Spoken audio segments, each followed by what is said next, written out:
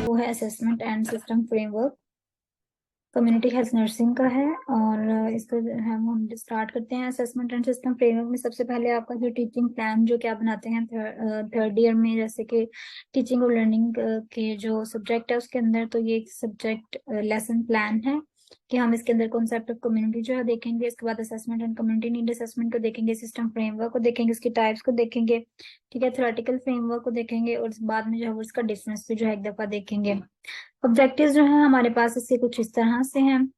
Content जो है इसका, जो कि हमारी बुक के अंदर जो कंटेंट है HEC का उसके अंदर भी मेंशन है, उसके अकॉर्डिंग जो है वो हम इसको रीड करते हैं।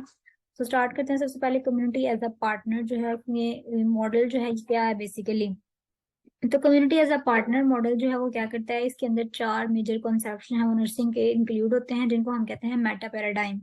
ठीक है, चार बेसिक कॉन्सेप्ट्स जो हैं वो इसके अंदर इंक्लूड होते हैं कम्युनिटी एज पार्टनर मॉडल के अंदर। इसके अंदर कौन कौन से चार बेसिक कॉन्सेप्ट्स हैं, पर्सन आ जाता है, इन्वायरमेंट है, हेल्थ है और नर्सिंग है। ठीक है, तो ये पैराडाइम जो है ये क्या रिफ्लेक्ट करते हैं, ये इस तरह का मॉडल है जो कि कम्युनिटी असेसमेंट के लिए जो फ्रेमवर्क हम पढ़ने लगे हैं उनको रिप्रेजेंट करते हैं, ये मेटा पैराडाइम जो है। ठीक है, पर्सन में क्या आता है, पर्सन जो है वो एक रिसिपिएंट होता है, रिसीव करने वाला होता है नर्सिंग केयर को जो रिसीव करता है। ठीक है, इसके अंदर इंडिविजुअल आ जाता है, पेशेंट्स, ग्रुप्स, फैमिलीज और कम्युनिटीज आ जाती हैं। नर्सिंग क्या होती है, एक करेक्टरिस्टिक्स है जो कि एक्शंस वगैरह परफॉर्म करती है ताकि क्लाइंट जो है वो अपनी बेहतर कंडीशन की तरफ जो है वो मूव कर सके। उसके बाद इन्वायरमेंट आ जाता है। इन्वायरमेंट जो है वो इंटरनल भी होता है, एक्सटर्नल भी होता है। जो भी चीज क्लाइंट को जो है वो इफेक्ट कर रही है वो उसका इन्वायरमेंट है। ठीक है, उसके बाद हमारे पास हेल्थ आ जाता है। हेल्थ में क्या आता है कि डिग्री ऑफ वेलनेस या वेलबींग, जो आपने फर्स्ट ईयर में भी जो है इसकी डेफिनेशन पढ़ी है कि डिग्री ऑफ वेलनेस या वेलबींग जो है जो क्लाइंट एक्सपीरियंस करता है उसको हम क्या कहते हैं, हेल्थ। तो ये मेटा पैराडाइम है जो कि मिलके नर्सिंग का जो फ्रेमवर्क है जो हम पढ़ने लगे हैं वो बनाते हैं।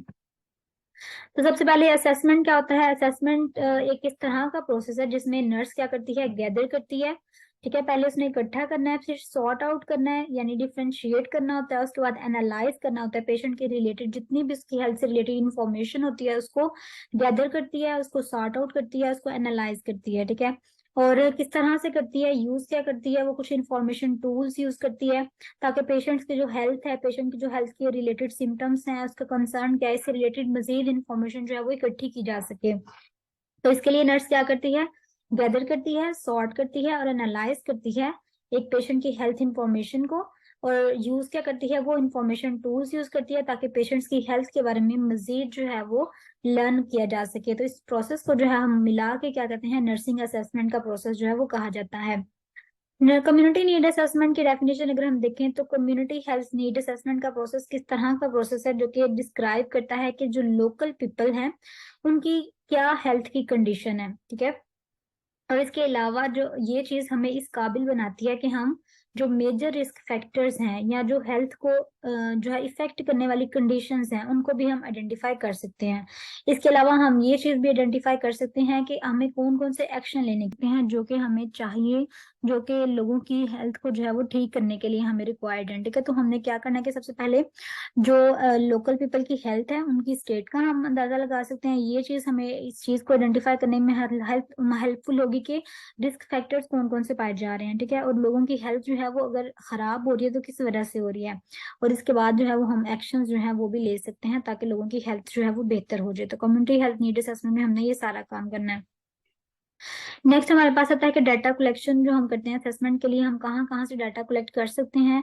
कम्युनिटी हेल्थ नीड असेसमेंट करनी है हमने तो डाटा कहाँ कहाँ से कलेक्ट किया जा सकता है, सर्वेस किए जा सकते हैं। ठीक है, क्वेश्चनर्स डिफरेंट डेवलप किए जा सकते हैं, फोकस ग्रुप्स, कुछ ग्रुप्स होते हैं उनको हम पार्टिकुलरली जो है वो ऑब्जर्व कर सकते हैं कि इनके अंदर कौन कौन सी चीजें जो है वो पाई जा रही हैं।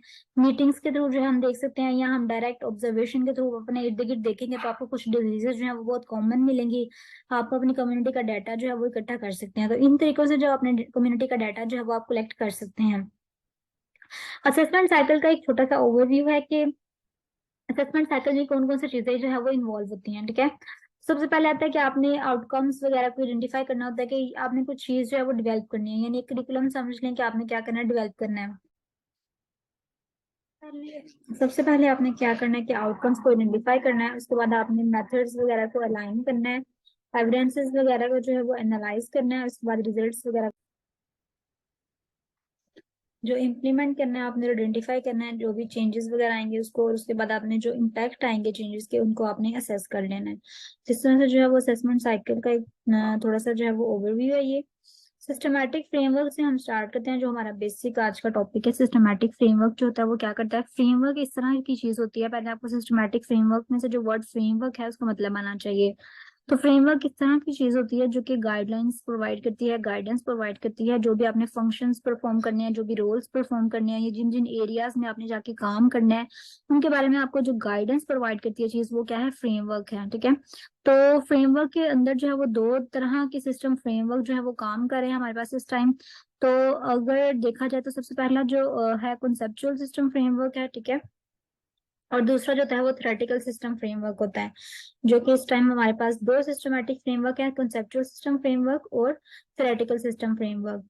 तो जो सिस्टमैटिक फ्रेमवर्क होता है उसमें दो तरह के हैं, थ्योरेटिकल जो कि पहले से जो इस्टेब्लिश्ड थियरीज हैं उनके ऊपर बेस करता है, और जो कॉन्सेप्चुअल सिस्टम फ्रेमवर्क होता है वो डिफरेंट थियरीज से जो कॉन्सेप्ट लेते हैं वो उसके ऊपर जो है वो बेस कर रहा होता है। तो जो कॉन्सेप्चुअल फ्रेमवर्क है उसको हम पहले डिस्कस कर लेते हैं। कॉन्सेप्चुअल फ्रेमवर्क क्या होता है, कॉन्सेप्चुअल फ्रेमवर्क में जाने से पहले हमें कॉन्सेप्ट टर्म जो है उसको बताना चाहिए। कॉन्सेप्ट्स क्या होते हैं, ये एब्स्ट्रैक्ट आइडियाज होते हैं। एब्स्ट्रैक्ट यानी जो चीज जो है वो सॉलिड है, जो चेंज नहीं हो सकती। एब्स्ट्रैक्ट आइडियाज होते हैं हमारे, जो हम कॉन्सेप्ट्स कहते हैं। और कॉन्सेप्ट्स होते हैं वो नेक्स्ट हमारी हेल्प करते हैं कि हमने क्या बनाना है, प्रिंसिपल्स बनाने के लिए, डिफरेंट थॉट्स बनाने के लिए, बिलीव्स बनाने के लिए कॉन्सेप्ट्स होते हैं वो हमारी हेल्प करते हैं।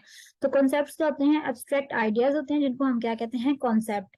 कॉन्सेप्चुअल सिस्टम फ्रेमवर्क की डेफिनेशन देखें तो ये एक ऐसा सिस्टम फ्रेमवर्क है जो डिस्टिंग्विश करता है, जो डिफरेंशिएट करता है अगर सोशल और बायोलॉजिकल फैक्टर्स आपस में मिलके जो इंडिविजुअल की हेल्थ आउटकम्स हैं उसको किस तरह से जो है वो इफेक्ट करते हैं, क्या कॉजेज हैं उनकी होती है। ठीक है। तो इन दोनों के दरमियान जो डिफरेंशिएशन करता है वो कॉन्सेप्चुअल फ्रेमवर्क होता है। यानी आप कह रहे हैं कि सोशल फैक्टर्स हैं और बायोलॉजिकल फैक्टर्स हैं, ये दोनों फैक्टर्स मिल के जो है इंडिविजुअल की हेल्थ आउटकम्स को इफेक्ट कर रहे हैं। तो जो कॉन्सेप्चुअल फ्रेमवर्क है वो इन दोनों के दरमियान जो है वो डिफरेंशिएट करता है। ठीक है। तो फिर जो कॉन्सेप्चुअल सिस्टम फ्रेमवर्क है ये लिंक भी जो है वो डील करता है। ठीक है। जो सोशल और बायोलॉजिकल फैक्टर्स के दरमियान लिंक होता है उसको भी डील करता है। तो एक एग्जांपल है इसकी, कैप मॉडल जो दिया गया था। कैप मॉडल में नॉलेज आ जाता है, एटीट्यूड आ जाता है और प्रैक्टिस आ जाता है। तो ये मॉडल जो है ये कॉन्सेप्चुअल सिस्टम फ्रेमवर्क की ही एक एग्जाम्पल है। ठीक है। तो कॉन्सेप्चुअल सिस्टम फ्रेमवर्क की एग्जांपल है, नॉलेज है, एटीट्यूड है, प्रैक्टिस है। ठीक है। इसके अंदर सोशल फैक्टर्स भी हैं, बायोलॉजिकल फैक्टर्स भी हैं, जो मिलके जो है ये कैप मॉडल बना रहे हैं, और बाद में इनके आउटकम्स को हम आइडेंटिफाई कर लेते हैं। नेक्स्ट ये उन्होंने बताया कुछ सोशल फैक्टर्स होते हैं। ठीक है। स्ट्रक्चरल फैक्टर्स हैं, इंडिविजुअल फैक्टर्स हैं। ये सारे फैक्टर्स जो है वो पर्सन के बिहेवियर को इफेक्ट करते हैं। नेक्स्ट हमारे पास वेरिएबल्स आ जाते हैं। कॉन्सेप्चुअल सिस्टम फ्रेमवर्क के अंदर कुछ वेरिएबल्स को हम डिस्कस करेंगे कि वेरिएबल्स कौन कौन से होते हैं कॉन्सेप्चुअल सिस्टम फ्रेमवर्क के अंदर। वेरिएबल इस तरह की चीज होती है जो कि cause and effect relationship cause करते हैं, या कुछ चेंजेस जो है वो लाने की कोशिश करते हैं। जो फैक्टर्स वेरी कर सकते हैं, वेरिएबल्स उनको कहते हैं। जो वेरिएबल्स पाए जाते हैं इसके अंदर वो कौन कौन से वेरिएबल्स होते हैं, independent variable, dependent variable, moderating variable और मीडिएटिंग वेरिएबल। ठीक है। ये सारे वेरिएबल जो है वो कॉन्सेप्चुअल सिस्टम फ्रेमवर्क के अंदर पाए जाते हैं। अब हम वेरिएबल्स को पढ़ लेते हैं। ये कॉन्सेप्चुअल सिस्टम फ्रेमवर्क इस तरह से बना होता है। ठीक है।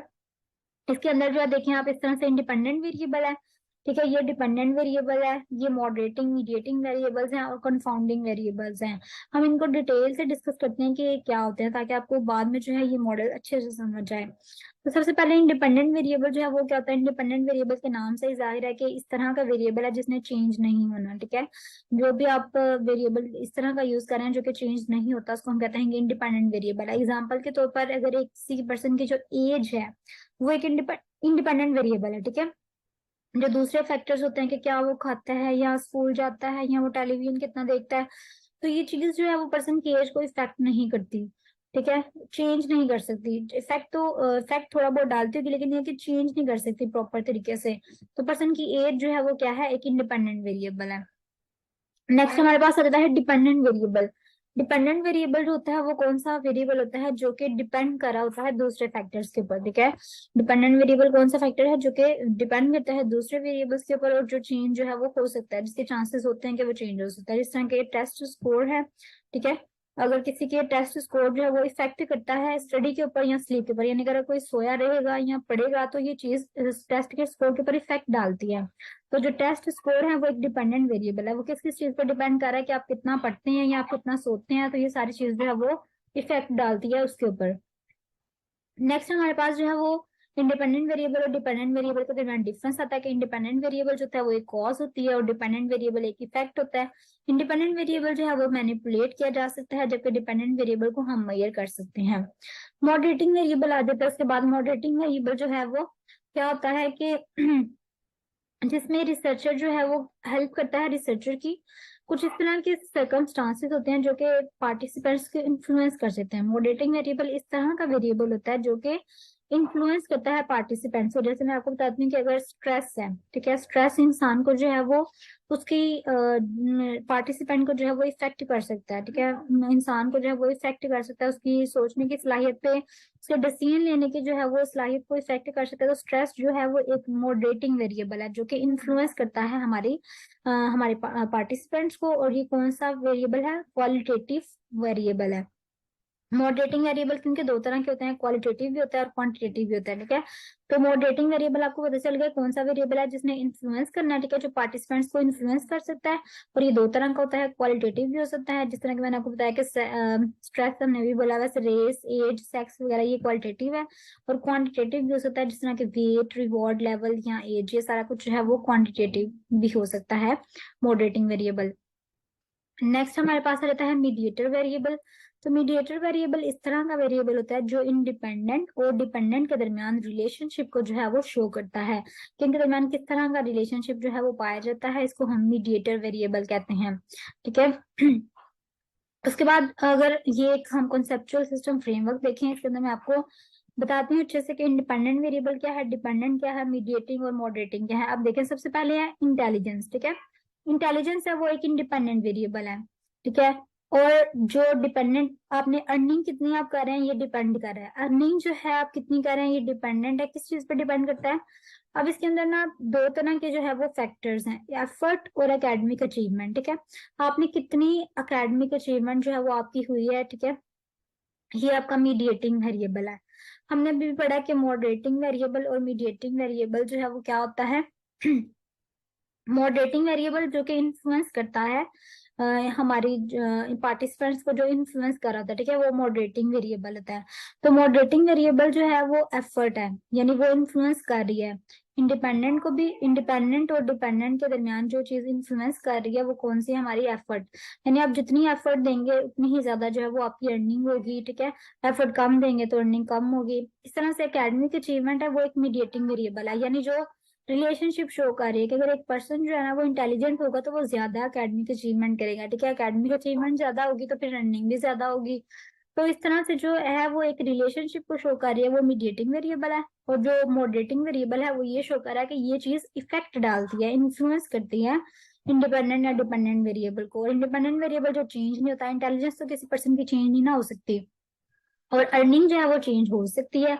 अर्निंग डिपेंड कर रही है कि आप अगर लाइक होंगे, इंटेलिजेंट होंगे, आप एफर्ट ज्यादा करेंगे तो फिर जो है वो आपकी अर्निंग ज्यादा होगी, चांसेस ज्यादा हैं, ठीक है।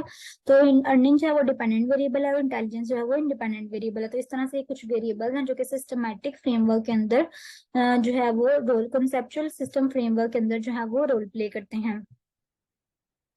कंट्रोल वेरिएबल्स कुछ होते हैं, कंट्रोल वेरिएबल्स के नाम से ही जाहिर है कि कुछ इस तरह के वेरिएबल्स होते हैं जिनको हमने कंट्रोल किया होता है, ठीक है। जो कांस्टेंट रहते हैं उनको हमने चेंज नहीं होने देना, ठीक है। उनको हम कंट्रोल्ड इन्वायरमेंट प्रोवाइड करते हैं ताकि ये जो है वो चेंज ना हो सके, तो उनको हम कहते हैं ये हमारे कंट्रोल वेरिएबल्स हैं, ठीक है। उसके बाद अगर हम टेम्परेचर की एग्जांपल लें कि हमने एक जो है वो एक फर्ज करें कि कोई एटमोसफेयर इस तरह का इन्वायरमेंट प्रोवाइड करना है जिसमें हमने टेम्परेचर को जो है वो कांस्टेंट रखा हुआ है, तो जो टेम्परेचर हमारा कांस्टेंट है ना उसको हमने कंट्रोल वेरिएबल बना देना होता है, ठीक है। नेक्स्ट हमारे पास जो है वो थ्योरेटिकल फ्रेमवर्क आ जाता है। जो हमारा कंसेप्चुअल सिस्टम फ्रेमवर्क था वो वहीं पे खत्म होता है। कंसेप्चुअल सिस्टम फ्रेमवर्क में सिर्फ कॉन्सेप्ट की डेफिनेशन देखनी है आपने, ठीक है। उसके बाद कंसेप्चुअल सिस्टम फ्रेमवर्क के अंदर जो वेरिएबल्स आते हैं आपने वो देख लेने हैं। नेक्स्ट हमारे पास जो थ्योरेटिकल फ्रेमवर्क आ जाता है, इसके अंदर आपने पहले थ्योरेटिकल फ्रेमवर्क के अंदर जो है वो देखना है कि थ्योरी क्या होती है। ठीक है, थ्योरेटिकल का वर्ड थ्योरी से रिलीज हुआ है, थ्योरी से डिराइव किया गया है। तो थ्योरी क्या होती है? थ्योरी इस तरह का आइडिया होता है जो कि हमें हेल्पफुल होता है कि हम किसी चीज को एक्सप्लेन कर सकें, या कुछ जो गाइडिंग प्रिंसिपल्स होते हैं ये वो होते हैं जिसको हम थ्योरी का नाम देते हैं। ठीक है, इस तरह का आइडिया जो कि हमें हेल्पफुल होता है कि हम किसी चीज को एक्सप्लेन कर सकते हैं, या आप कह लेंगे सेट ऑफ गाइडिंग प्रिंसिपल्स जो है वो हम थ्योरी कहते हैं। Set of guiding principles is called theory. ठीक है, तो एग्जांपल में थ्योरी की क्या थे कि आइंस्टाइन की थ्योरी है, जिस तरह की उसने थ्योरी ऑफ रिलेटिविटी दी थी। ठीक है, तो वो एक एग्जांपल है कि वो भी थ्योरी है जो कि एक सेट है गाइडिंग प्रिंसिपल्स का, या एक आइडिया है जिसने डिफरेंट चीजों को एक्सप्लेन किया था।